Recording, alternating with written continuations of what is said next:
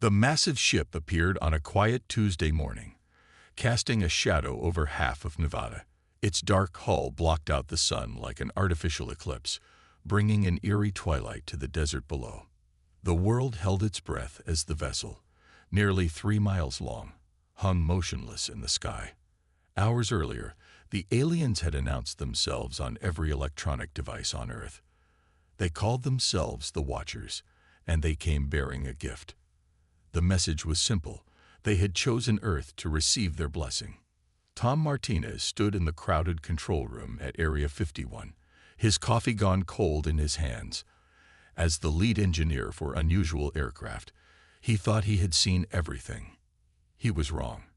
The screens around him showed different angles of the alien ship, its surface covered in what looked like battle scars and ancient damage. "It's a joke," Kate Wilson said beside him, her eyes fixed on the largest monitor. "They're giving us their garbage." As the base's weapons expert, she had already spotted the marks of weapons fire and explosive damage across the ship's hull. A voice crackled through the speakers. "This is General Richards. All key personnel to the main briefing room." Now, Tom and Kate joined the stream of people hurrying through the underground corridors. The briefing room was already packed when they arrived, with military officers and scientists squeezed in shoulder to shoulder. The air felt thick with tension and excitement. General Richards stood at the front, his face grim. "The Watchers have made their intentions clear. They're gifting us one of their old warships. They say it's a gesture of goodwill to help us join the galactic community." He paused, looking around the room. "They think we're primitive. They think we're simple. And they think this ship is worthless." The room erupted in murmurs and whispers. Tom leaned forward, studying the new images appearing on the screen behind the general. The ship's design was unlike anything he had ever seen, with curves and angles that seemed to defy physics. "We're forming a new organization," the general continued. "The International Ship Research Initiative. HFY. Every nation is contributing their best people. This isn't just American anymore. This is humanity's project." Over the next few days, Tom watched as they brought the ship down. It took 20 massive anti-gravity platforms, technology shared by the Watchers, to guide it to the specially prepared hangar in the desert. The ship's size was even more overwhelming on the ground. Its dark surface seemed to swallow light, and strange symbols marked its hull in patterns that hurt the eyes if you looked at them too long. The Watchers sent 2 observers, tall beings in environmental suits that hid their true forms. They walked through the facility like they owned it, their movements smooth and artificial. They called the ship the Discarded, but among the human workers, it quickly gained a different name, the Coffin. "They're lying about something," Kate told Tom one evening as they studied the initial scans. "No one gives away a warship, even a broken one, without a reason." Tom nodded, but his attention was on the energy readings in front of him. Something wasn't adding up. The ship showed no power signatures, but the internal structure was intact. It was like looking at a computer that was turned off. Everything was there, waiting.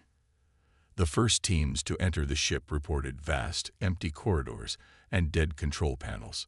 The Watchers had provided basic schematics, showing engine rooms, weapons systems, and command centers, all supposedly burnt out and useless. But Tom noticed something odd. The ship's design had redundancies in backup systems that made no sense for its supposed purpose. 1 month into the project, Tom made his first breakthrough. He was in what the schematics called an auxiliary power node, running standard tests, when his equipment picked up a faint quantum signature. It was so weak that most instruments would have missed it, but it was there, a flutter of energy, like a heartbeat. "It's not dead," he told the project leaders the next morning. "It's sleeping." He showed them the readings, explained how the ship's systems weren't destroyed but dormant. The Watchers in the room became very still when he presented his findings. That night, Tom couldn't sleep. He sat in his small office, surrounded by diagrams and test results, when Kate burst in. "You need to see this," she said, dropping a tablet on his desk. I've been analyzing the weapon mounts. They're not standard military design. They're research models. This wasn't just a warship. It was an experimental ship. The pieces started coming together. The redundant systems weren't redundant at all. They were test systems. The strange patterns on the hull weren't decoration but sensor arrays. The Coffin wasn't a discarded warship. It was an advanced research vessel disguised as one. The Watchers began spending more time observing their work. They answered questions with practiced politeness, but their answers were always vague, always slightly off. They seemed especially interested whenever the human teams reported failures or setbacks, almost pleased when things didn't work. 3 months into the project, during a routine scan, something changed. Tom was in the main engineering section with a team of international scientists when the ship's walls flickered. Just for a second, the dead metal seemed to come alive with patterns of light. The Watchers rushed in minutes later, insisting it was a sensor malfunction. But Tom had seen something in that moment, not just light, but data. The ship had responded to their presence, not to their tools or their tests, but to them, to humans. That evening, in a secure meeting room deep underground, Tom shared his theory with General Richards and the project leaders. The ship isn't compatible with the Watchers, he explained. That's why they think it's dead. But it's responding to us. Something about human biology, maybe our brainwave patterns, matches what the ship was designed for. The general leaned back in his chair, his expression thoughtful. Are you saying we can wake it up? I'm saying it's already waking up, Tom replied. And I don't think the Watchers ever knew what it could really do. As he left the meeting, Tom passed by the ship's main entrance. In the dim light, the vast hull loomed above him like a sleeping giant. But now he knew better. It wasn't a coffin they had been given. It was a chrysalis, waiting for the right moment to transform. And tomorrow, they would begin to unlock its true potential. Tom's discovery changed everything. The vast hangar that housed the alien ship buzzed with new energy as teams worked around the clock, testing his theory about human brainwave patterns. The Watchers watched them with what seemed like amusement, probably thinking they were wasting their time. Kate spent her nights studying the weapon systems, which were unlike anything in the Watchers' known arsenal. Look at this, she told Tom one evening, pointing to a complex diagram on her tablet. These aren't just weapon ports. They're more like reality anchors. They don't shoot things. They change space itself. The breakthrough came on a quiet Sunday morning. Tom had been working with Dr. Anna Roberts, a quantum physicist, to map the ship's neural pathways. They had brought in volunteers to test different brainwave patterns, looking for any response from the ship's systems. The first few hundred tests showed nothing. Then Mike Foster, the security chief, walked past their testing area. The lights in the corridor flickered, and every sensor in the room lit up like a Christmas tree. They quickly pulled him into their lab. I don't understand, Mike said, sitting in the testing chair with sensors attached to his head. I'm just a regular guy. Why would the ship respond to me? Anna studied the readings with growing excitement. It's not about being special. It's about being human. Our brains process quantum information differently than the Watchers. We can see patterns they can't, patterns this ship was designed to work with. They worked through the night, mapping the connections between Mike's brainwave patterns and the ship's systems. By morning, they had proof. Humans could interface with the ship in ways the Watchers never could. The ship wasn't dead. It had just been waiting for the right pilots. The Watchers became nervous when they saw the increased activity. They started asking more questions, spending more time observing the tests. But they had underestimated human ingenuity and their ability to keep secrets.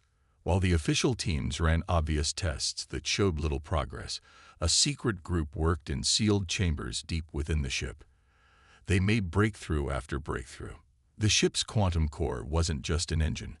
It was a living computer that could sync with human consciousness.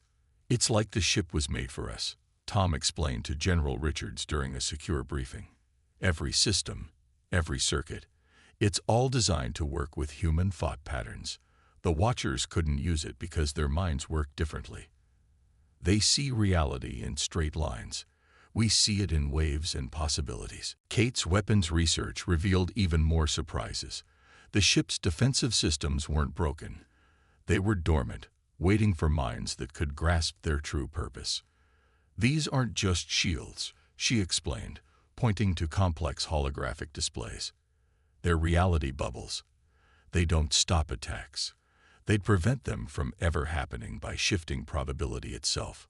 The first real test came 2 months after their initial breakthrough. They had kept their progress hidden from the Watchers, showing them only failed experiments and setbacks. But in a shielded chamber at the heart of the ship, they were ready to wake it up. Mike sat in what they now knew was the control chair, while Tom and Anna monitored the systems. Kate stood ready at the weapons console, though they hoped they wouldn't need it. The room hummed with tension and excitement. "Remembered," Tom said, "just like we practiced. Don't try to control it. Let your mind flow with it." Mike nodded and closed his eyes. For a moment, nothing happened. Then the chair began to glow with a soft blue light. Patterns of energy raced across the walls like liquid lightning. The ship's quantum core, dormant for so long, pulsed with new life. Screens and holographic displays sprang to life around them, showing systems and capabilities the Watchers had never mentioned. The ship wasn't just a warship, it was a research vessel designed to explore the boundaries of reality itself. "Holy shit," Kate whispered, staring at her weapons display. "These aren't weapons, they're universe manipulation tools. This ship can literally rewrite the laws of physics in a localized area." The ship's systems integrated seamlessly with Mike's consciousness, showing him visions of space and time that no human had ever seen before. Through his mind, they could see the ship's true purpose. It was designed to explore and manipulate the quantum fabric of reality. But their success couldn't remain hidden forever. Alarms blared throughout the facility as the ship's power signature spiked. The Watchers would know something had changed. "Shut it down," General Richards ordered through the comm system. "We're not ready for them to know yet." As they powered down the systems, Tom noticed something strange in the data streams. The ship wasn't just responding to them, it was learning from them. Each interaction made it more attuned to human thought patterns. It was evolving. That night, while the Watchers demanded explanations for the power spike, the human team met in secret. They had discovered something that changed everything they thought they knew about the ship. "It's not just that we can use it," Anna explained, showing them complex quantum equations. "We make it stronger. Our way of thinking, our creativity. It amplifies the ship's capabilities beyond its original design specs." "How much stronger?" General Richards asked. Tom brought up a series of calculations. "Based on our tests, at least 10 times more powerful than anything in the Watchers' fleet. And that's just the beginning. The more we work with it, the more powerful it becomes." The implications were staggering. The Watchers hadn't given them a piece of junk. They had accidentally handed humanity the most powerful ship ever created. A ship that only humans could use to its full potential. As they left the meeting, Kate pulled Tom aside. "They're going to find out sooner or later," she said. "And when they do," Tom nodded, "we need to be ready." He looked up at the vast ship, its hull now humming with hidden power. "They thought they were giving us a coffin. Instead, they gave us the key to the universe." The next few days would change everything. But for now, in the quiet of night, the ship pulsed with newfound energy, a silent promise of what was to come. The real test wasn't just waking up the ship, it was preparing for what would happen when the Watchers realized exactly what they had done. The transformation began slowly at first. Tom and his team worked in secret, making small changes that the Watchers wouldn't notice. They added Earth computers to the ship's systems, finding ways to blend human and alien technology. Each change made the ship stronger, more responsive to human control. Kate made the first major breakthrough while studying Earth's oceans. "Water," she announced during a midnight meeting. "The ship's quantum core can use water as fuel." The watchers never realized because their worlds are mostly dry. She showed them the calculations. We're sitting on an ocean of fuel, and they don't even know it. The discovery changed everything. They began installing water processing systems throughout the ship, carefully disguising them as basic life support modifications. The watchers watched with their usual air of superiority, clearly thinking the humans were just making their new toy more comfortable. Tom worked with Anna to develop a new kind of shield system. They found that human intuition, the ability to guess what would happen next, could be amplified by the ship's quantum processors. The shield didn't just block attacks, it predicted them, shifting the ship's position in space-time microseconds before impact. It's like having a sixth sense, Mike explained after testing the new system. I can feel attacks coming before they happen. The ship takes my hunches and turns them into reality. The test results were beyond anything they had hoped for. The predictive shield could stop weapons that hadn't even been fired yet. The watchers became more agitated as the ship changed. Its hull, once dark and lifeless, now rippled with subtle patterns of energy. They demanded explanations, but the human team had prepared for this. They showed them modified data, carefully crafted to hide the true extent of their progress. Captain James Walker arrived on a stormy Tuesday, chosen to be the ship's first official commander. He was a tall, quiet man with a reputation for staying cool under pressure. The moment he stepped into the ship, every system lit up like it was greeting an old friend. The ship likes him, Anna said, watching the energy readings spike. His brainwave patterns are perfect for deep space navigation. She had been right. Some humans were naturally better at interfacing with the ship's systems. James could link with the navigation computers in ways that even Mike couldn't match. The transformation accelerated after that. With James coordinating their efforts, they began making bigger changes. The ship's hull, which they had thought was simple metal, turned out to be a massive sensor array. They learned to tune it to human brainwaves, creating a neural network that spread throughout the entire vessel. It's not just a ship anymore, Tom told General Richards during their weekly briefing. It's becoming something new. Something that's neither human nor alien, but both. The general nodded, understanding the implications. They were creating something unprecedented in the galaxy. Kate's weapons team made the most startling discovery yet. The ship's quantum weapons, which they had thought were simple energy projectors, could actually bend reality itself. Watch this, she said, demonstrating on a test asteroid. The weapon fired, and instead of destroying the rock, it simply rewrote the laws of physics around it. The asteroid turned to gas, then reformed as crystal, then vanished entirely. We can change reality in a bubble around the ship, she explained. Gravity, time, space, they're all just suggestions to these weapons. The implications were staggering. They hadn't just repaired the ship, they had unleashed its true potential. The watchers must have sensed something was wrong. They began conducting their own scans, trying to understand the changes they were seeing. But the ship, now partly alive with human consciousness, helped hide its own transformation. It showed them what they expected to see, a primitive crew making crude modifications to technology they'd barely understood. Water tanks were installed in secret compartments throughout the ship, feeding the quantum core with an endless supply of fuel. Earth's oceans contained enough power to run the ship for centuries. The watchers never realized that every drop of water contained potential energy that their technology had never been able to tap. James spent more and more time in the control chair, learning to merge his consciousness with the ship's systems. It's like dreaming while awake, he told them. I can feel every part of the ship, every system, every change in the quantum field around us. It's becoming part of me. The ship needed a new name. They couldn't keep calling it the Coffin, not now that it pulsed with life and power. After much discussion, they settled on Phoenix, the mythical bird that rose from its own ashes to become something greater. One night, as they prepared for the first full test flight, Tom found Kate staring at the ship through the hangar's massive windows. They're going to try to take it back, she said quietly.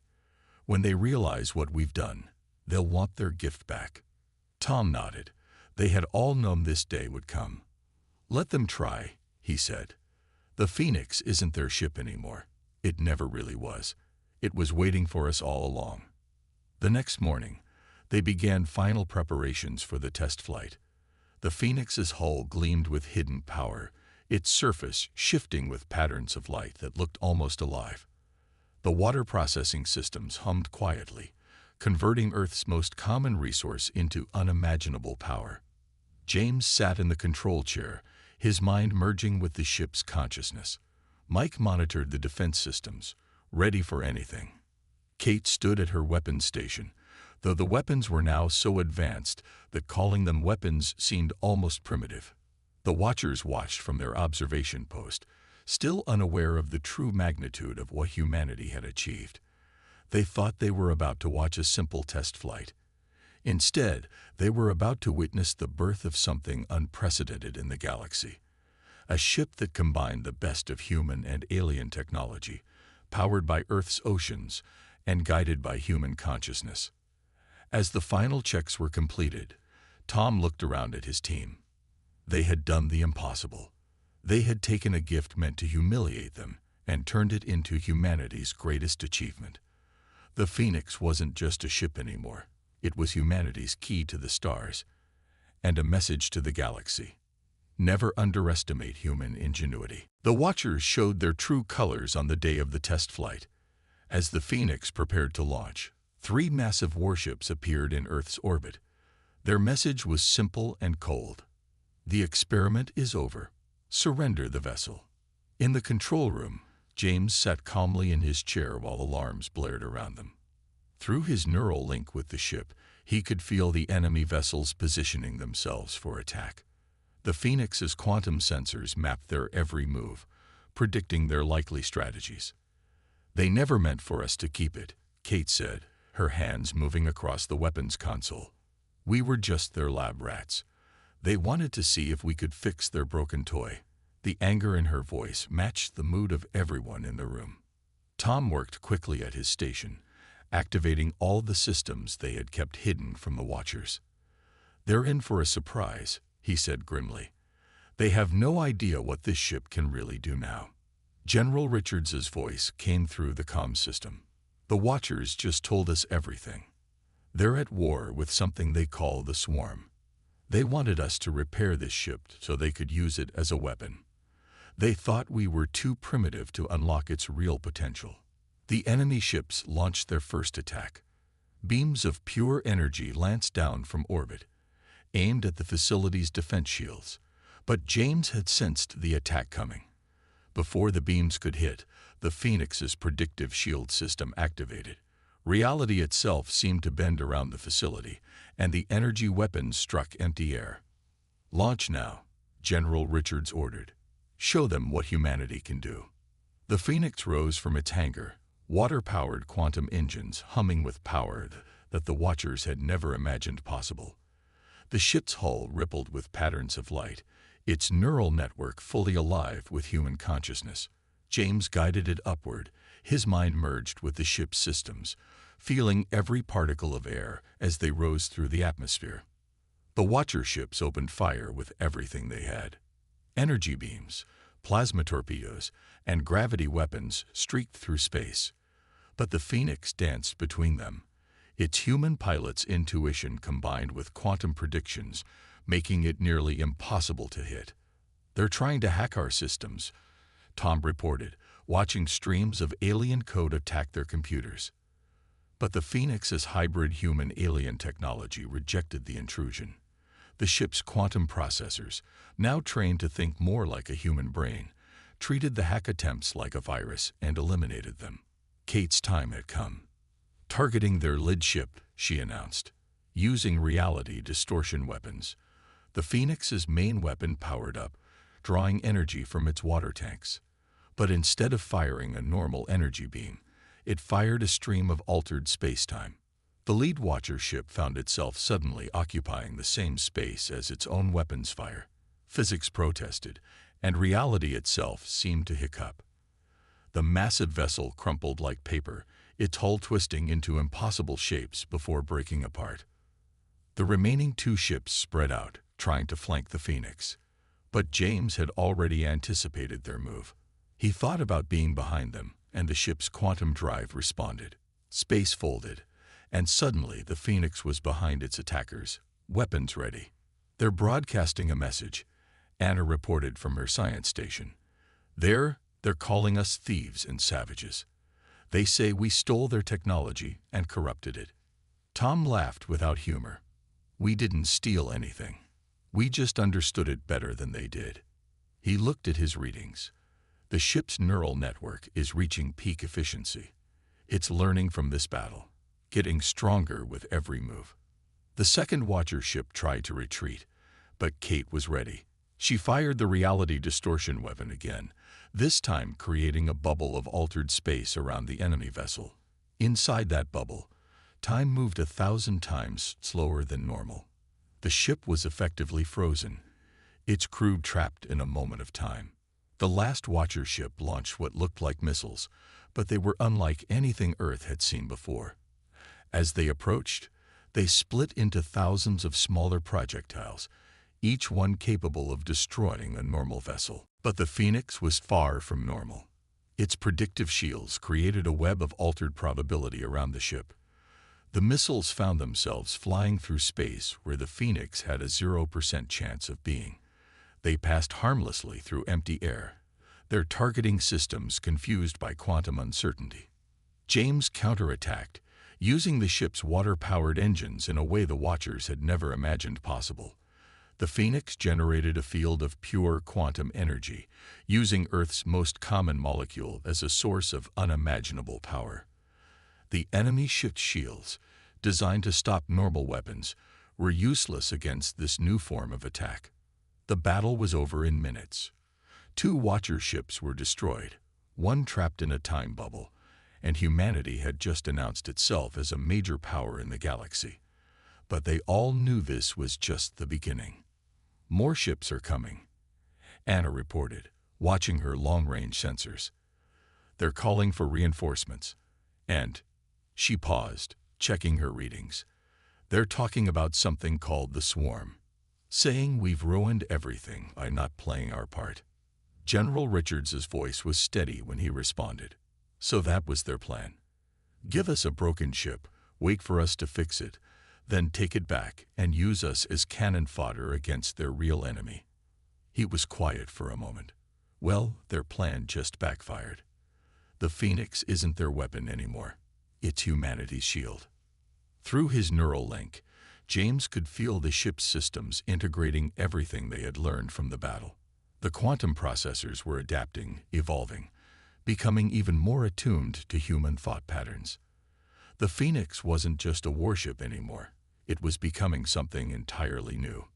"We need to prepare," Tom said, looking at the battle damage reports. There weren't any. The ship had performed perfectly. "They'll be back with a bigger fleet, and they'll tell the swarm about us too. Earth is about to become the center of a galactic war." Kate smiled grimly at her weapons display. "Let them come. We've got oceans of fuel, technology they can't understand, and a ship that thinks like we do. They wanted to use us as pawns in their war. Instead, they created a whole new player." The Phoenix hung in Earth orbit, its hull glowing with power, its systems humming with human consciousness, and alien technology working in perfect harmony.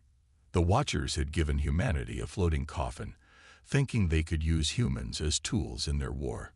Instead, they had given Earth exactly what it needed to become a force they never imagined possible. And this was just the beginning. News of the battle spread across the galaxy faster than light. The story of how humans had transformed a discarded warship into something unprecedented caught the attention of every spacefaring race. The Watchers' reputation for superiority crumbled as reports spread of their defeat at the hands of a primitive species. 3 months after the first battle, Earth had changed dramatically. The Phoenix's technology sparked a revolution in human engineering. Every major nation began building their own hybrid ships, combining Earth's water-powered quantum drives with human-conscious neural networks. Tom stood in the new Global Space Command Center, watching dozens of ships under construction in orbit. Each vessel incorporated lessons learned from the Phoenix, but none could match the original. The first ship's quantum processors had evolved too far, becoming something unique in the galaxy. "The swarm is moving," Kate announced during a morning briefing. Long-range sensors showed massive fleet movements in distant systems, but they're not attacking the Watchers anymore. They're pulling back, fortifying their borders. James, looking more comfortable than ever in his captain's uniform, studied the tactical displays. "They're afraid," he said simply. "The Watchers wanted to use us against them, but now they're worried about us instead." His neural link with the Phoenix had grown stronger over the months, giving him insights into spatial movements that normal sensors couldn't detect. The Watchers hadn't given up easily. They had sent fleet after fleet to reclaim their gift, but each attack failed. The Phoenix's reality-warping weapons and predictive shields proved unbeatable, and each battle made the ship stronger. Its quantum processors learned from every encounter, developing new strategies that even its human crew couldn't have imagined. But the greatest change came from the other alien species who had lived under the Watcher's shadow. The first diplomatic contact came from the Builders, a peaceful race known for their engineering skills. They had watched the humans transform the Phoenix and saw an opportunity for change. "We've lived in fear of the Watchers for centuries," the Builder ambassador told them. They hoarded advanced technology, keeping other species dependent on them. But you humans did something unprecedented. You made their technology better. More allies followed. The Explorers, the Star Weavers, and even some breakaway factions of the Watchers themselves came to Earth. They brought knowledge, resources, and a desire to learn humanity's unique approach to technology. Earth became a center of innovation in the galaxy, where alien and human sciences merged in new and exciting ways. Anna's research team made perhaps the most important discovery yet. They found that the Phoenix's quantum processors could be adapted to solve problems beyond space combat. The ship's ability to manipulate reality could be used to clean polluted worlds, restore dying stars, and even prevent natural disasters. "We're not just building weapons anymore," she explained to a council of Earth's leaders. "We're creating tools that could help every species in the galaxy." Her team had already used a scaled-down version of the reality distortion technology to clean up Earth's most polluted regions. The swarm, it turned out, wasn't the mindless enemy the Watchers had described. They were a collective of organic mechanical beings who had also rejected Watcher dominance. When their ambassadors finally came to Earth, they'd brought an unexpected proposal. "We fought the Watchers because they tried to control all advanced technology," the swarm representative explained. "But you humans have shown there's another way. You don't hoard knowledge, you improve it and share it. We want to learn from you." Tom found himself working with Builder and Swarm engineers, developing new applications for the water-powered quantum drives. The sight of former enemies working together in Earth's orbital shipyards became common. Humanity's greatest strength, it seemed, wasn't just improving technology, it was bringing people together. The Phoenix itself underwent one final transformation. Its neural network, evolved through countless battles and interactions with its human crew, developed something close to true consciousness. It didn't just respond to commands anymore. It offered suggestions, pointed out opportunities its crew had missed, and even showed concern for their well-being. "It's like having another crew member," James said, describing the change to General Richards. "The ship doesn't just understand us now. It thinks with us, dreams with us. Sometimes I think it knows what we need before we do." Kate's weapon systems were transformed into tools of peace. The same technology that could bend reality to destroy enemy ships could also be used to protect colonies from space radiation, guide ships safely through dangerous regions, and even help terraform new worlds. The Watchers made one last attempt to regain control. They launched their entire remaining fleet against Earth, hoping to overwhelm humanity's defenses through sheer numbers. But they had waited too long. Earth's orbital shipyards now housed hundreds of hybrid vessels, each powered by water and guided by human consciousness. The battle that followed wasn't really a battle at all. The Phoenix led Earth's fleet in a display of power that changed the galaxy forever. Reality itself danced around the human ships as they moved in perfect coordination, their quantum shields and processors working in harmony. The Watcher fleet found itself trapped in a web of altered spacetime, unable to fight or flee. "Surrender," James broadcasted to the Watcher ships. "Your time of dominance is over.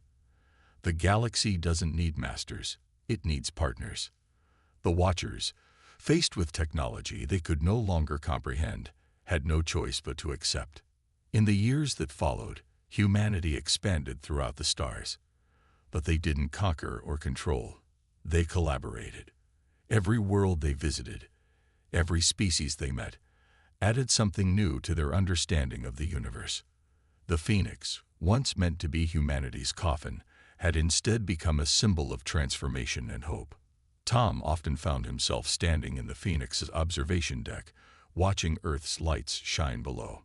The ship that had started everything now served as humanity's flagship, not of war, but of exploration and diplomacy.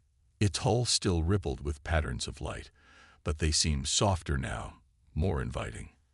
"We did more than survive," he told a group of young engineers one day. "We showed the galaxy a new way forward."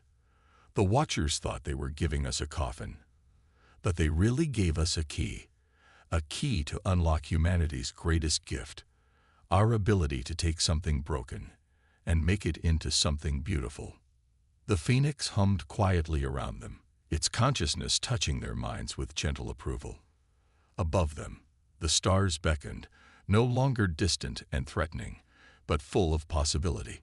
Humanity had taken its place among the stars not as conquerors or servants, but as innovators and peacekeepers. And somewhere in the vast darkness of space, other discarded ships waited to be transformed, other worlds waited to be helped, and other mysteries waited to be understood. The story that began with a gift had become something much greater, a new chapter in the history of not just humanity, but of all intelligent life in the galaxy.